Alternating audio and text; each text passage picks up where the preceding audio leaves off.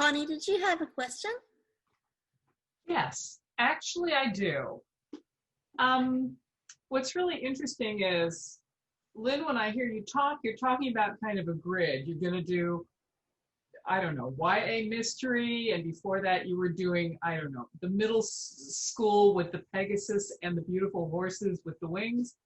How do you drill down and figure out age and genre, and how do you make all those moving pieces work? I understand YA is maybe you've got a young protagonist, but how do you do that? So the publishers determine a lot of that as well. For instance, when I wrote about the flying horses, I didn't really think of it necessarily as middle grade or YA. I just kind of wrote it, like I said, for fun. But when I did know that it would be a kid's book for because I was like, I would have loved to read this when I was 11. So I figured it was going to fall under the 8 to 12-year-old range. So I pitched it as a middle grade, and my agent agreed, the publisher agreed. So with fantasy, with horses, like they're not the age of humans, so it's a little more difficult. It's more about the subject matter. So it's just a good story for kids who love horses. But when it comes to YA and middle grade is when you have human characters. It kind of goes by the age of the characters and then the content. Like you can definitely have more racy content in YA, but the characters tend to be actually 15 and up in YA, just because kids like to read about older kids. So 14-year-olds read YA, but they don't necessarily want to read about a 14-year-old. So anyway, the upper teen characters would be in YA, and then the 8 to 12-year-old characters would fall under middle grade. And then content-wise, the publishers are kind of picky about what shows up in a middle grade versus a YA.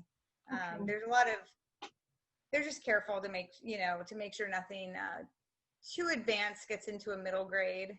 But with YA, it's rather open territory right now. So it's a mix of content and the age of the character. Okay. So, yeah. That makes sense. Thank you. Uh-huh. Anybody else?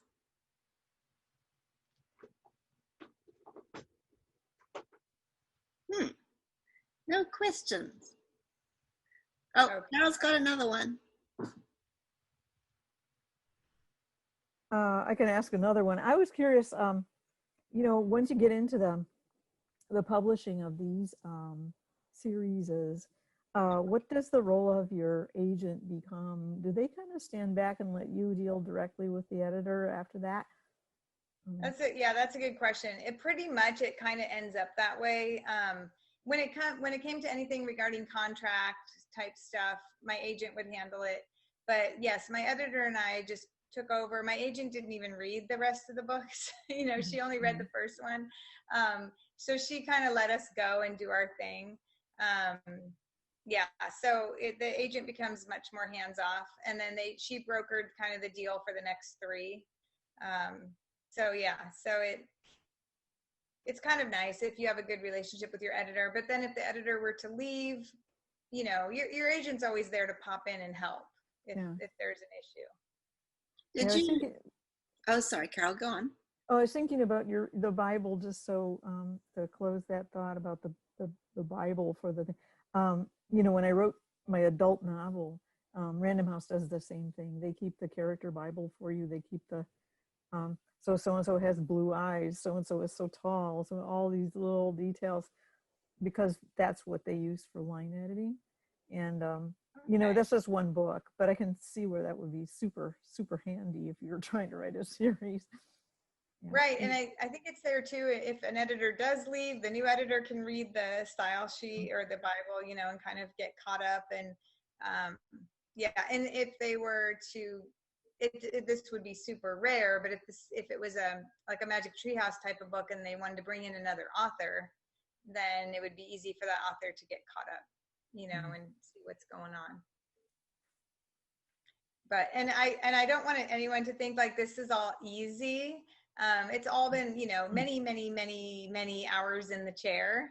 And I had about 20 years of rejection slips before I sold my first book. This has definitely been a lifelong thing. And I felt like everything changed when I wrote the book I wanted to read, you know, versus trying to write something that would sell. So yeah, I just want to say it was a mixture of a lot of years of work and rejection, and then like a strike of luck, you know, and that strike of luck got me those 7 books. And then I wrote a book that didn't sell after that. Nobody bought it. It was a middle grade. You know, it doesn't mean that you're home free. I mean, unless you are like a household name. So I had like that feeling, I was right back in it again, getting rejected. So it's a very up and down career, and like success in one area doesn't necessarily mean it's going to continue in that area. I mean, it's a very strange business. But yeah. And then I wrote, the YA was another book that I wanted to read. I just wrote it for fun, and that ended up selling as a YA book. Again, when I had kind of given up. So each time I should give up more, because it's always worked out for me to just give up and then just write a book for fun and just entertain myself and write the book I want to read, and then people respond. So no, wait a minute though. You said that you had almost given up on your YA book. Were you using the same agent? I did have an agent switch. Now Yeah, what? Was that because of the genre switch, or it was a switch? Yeah, no, it was kind of it was not planned at all. But yeah, it was just time for us to part ways. We parted amicably, and everything was ethical. It was nothing, bad. But I don't want to get into it. But I needed to go, and so I didn't have an agent for a while, and I still talk to that agent. She still represents the first series. You can never really divorce your agent, because we're still tied together on the series.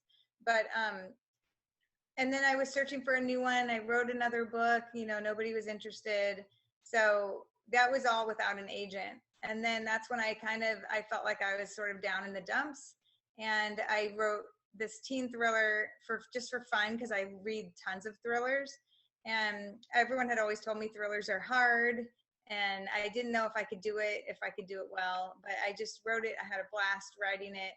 And then again, when I finished, I thought, well, maybe I should send it out. And so I did, and I immediately got an agent, and she sold it in like 8 days. It was like a really quick thing. So again, after just kind of whenever I'm down in the dumps and I give up and I just write my heart, that's when things seem to work for me the best. Because I've definitely written books that nobody wants.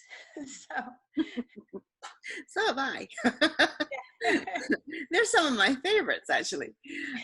So who are these books coming out with, the thrillers? Okay, so the new book, I just saw the question there from Carol, the title, it's called Lies Like Wildfire, and it's coming out by Delacorte on September 7th of 21. And that is actually, a lot of you know, how can you not know about the fires going on right now? But it was after the Tubbs fire in 2017. I wrote about a group of kids that accidentally start a wildfire, and it burns through their town. It's a very deadly and destructive wildfire, and they lie about it. They lie about starting it, and then they don't know how to undo that lie. And as they're lifelong friends, and this lie just puts all this pressure on them as the CAL FIRE investigates the fire, they start to crack and their friendship starts to crumble. And one of them finally says, I'm going to tell the police everything. And then she goes missing that night. And the other 4 become suspects. So that's the book that, I wrote. Well, I think it was very healing to write it, because I got to start the fire and stop the fire. Total control over it. So it was really fun. And I really want to read that book. Yeah, it was cathartic, I would say. And then the second one I'm still working on. So, but are you at the front cover point yet with the first book? No, so I thought I might be able to do a sneak peek of the cover. Again, the title is Lies Like Wildfire. Lies Like Wildfire. But no, I don't have a sneak peek of the cover yet, but it was, I saw a peek of it, but I don't have one I can show you guys, but it was very cool. It's a little bit different. It's not your typical YA cover, so I'm really excited. The artist that did it is, it's original art, but he's just amazing. He's a really good artist, so I'm excited.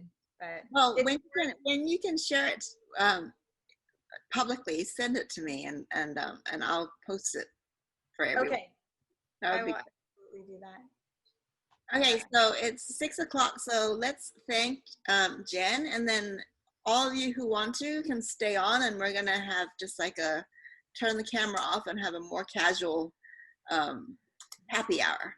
So thank you very much, Jennifer Lynn Alvarez.